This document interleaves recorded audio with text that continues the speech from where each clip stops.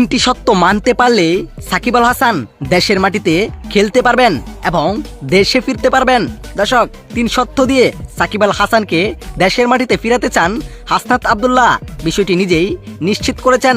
দর্শক, কি এমন তিন সত্য দিলেন হাসনাত আব্দুল্লাহ? এসবের বিস্তারিত জানতে ভিডিওটি না টেনে শেষ পর্যন্ত দেখার অনুরোধ রইল। দর্শক, দীর্ঘদিন ধরে বাংলাদেশ ও জাতীয় দলের বাইরে রয়েছেন সাকিব আল হাসান।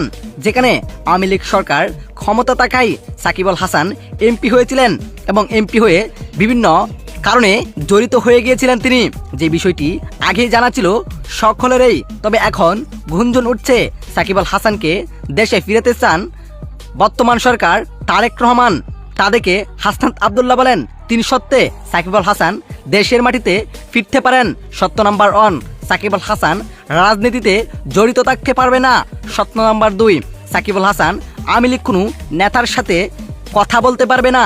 সত্য নাম্বার 3, সাকিব আল হাসান প্রকাশে সকলের কাছে ক্ষমা চাইতে হবে। এই তিন সত্য মানতে পারলেই দেশের মাটিতে সাকিব আল হাসান খেলতে পারবে, এমনটাই নিশ্চিত করে জানিয়েছেন হাসনাত আব্দুল্লাহ। তো দর্শক, আপনার কাছে কি মনে হয় এই তিন সত্য মানা উচিত সাকিব আল হাসানের এবং এই তিন সত্য মেনেই বাংলাদেশে পা রাখা উচিত? আপনার কাছে কি মনে হয় জানিয়ে দিন আপনার মতামত এই ভিডিওর কমেন্ট বক্সে। ধন্যবাদ।